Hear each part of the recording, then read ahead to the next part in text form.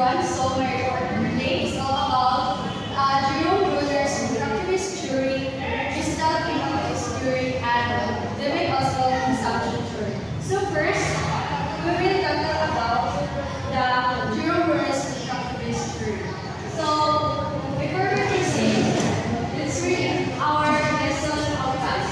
At the end of this lesson, we will be able to explain the major features of constructivism by Bruner, Gestalt, and Oswald. The thesis, article on constructivism, Latin evolution. So, Jerome Bruner believes that learning is an active process where learners can create new ideas or concepts using their current or past knowledge about things, events, or situations. Learners can select information, transform them into new ones, and act to make decisions or create new sets of understanding. Very remarkable from Bruner is his emphasis on categorization and learning. So per se is to categorize, to conceptualize, is to categorize, to learn is to form categories, to make decisions is to categorize. So, example of the categorization, for example, there are fruits, an apple, banana, and apple. So we call this category as fruits. So this means that, so they are example of categorization. So next, categorization involves perception, conceptualization, learning, decision-making. Bruner emphasized four major aspects to be addressed during the teaching and teaching process. So, there are the four major aspects. So, number one, predisposition towards learning. So, the child readiness to learn is an important aspect. So, of course, that it is important that the child is ready to understand and accept knowledge in their mind. So it's important that the readiness of a child is ready. And then learning concept and skills. Lack of learning should be considered and emphasized at an early age. One of the factors that can contribute to this is the parent and the teacher influencing the child. So, of course, that the learning of a child is start with the parents in our home, because teachers in school is just only to enhance their learning and to enhance what is their learning. So, number two, how a body of knowledge can be structured so that it can be most readily grasped by the learner. Topics and concepts are effectively learned when details of such areas are ordered in the context of the learner. Structures are usually arranged from simple to more complex. So, of course, if we give a topic or a lesson to our student, it must be considered to be more specific to complex. And the next,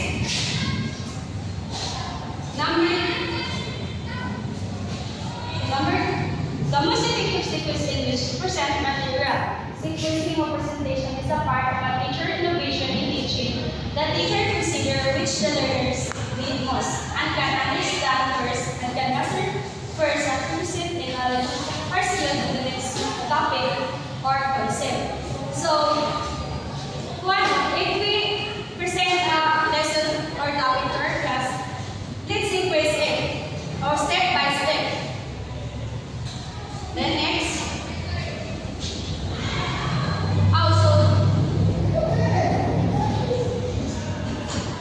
the fourth one is the nature and pacing of rewards and punishment. So of course, if we give out rewards or punishment of a child,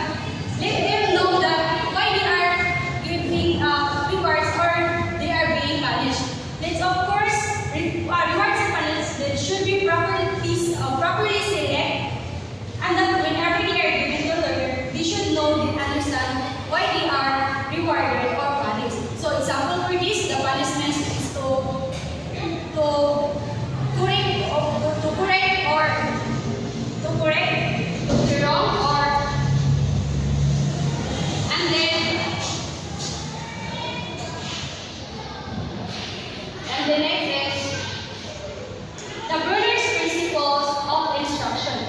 So, instruction must be concerned with the experiences and topics that make the student willing to learn, which is the readiness of course.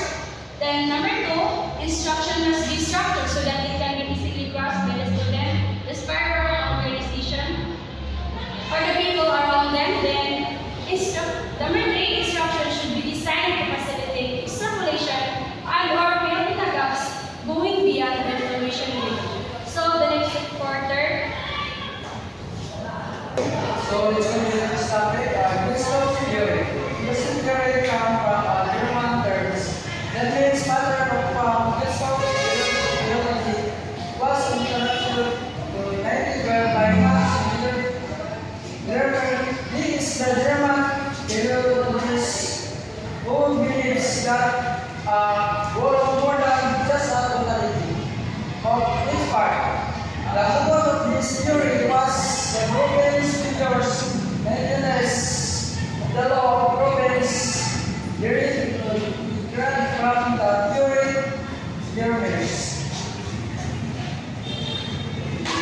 The four elements, similar theory elements that have the sets of similar figures are grouped together. Possibility elements that are mercoids and also grouped together. Possibility elements that define constants or events or curves are also grouped together. Clusters, the elements that have species, parts, complete and entity are grouped together. So the example is the group is to this major principle of crystal theory of learning, focus, learning. The learner should be encouraged to discover the underlying features of the topic or our problems. These problems are essential for learning. Instruction should be based upon the law of organizations, chronicity, community procedures. So this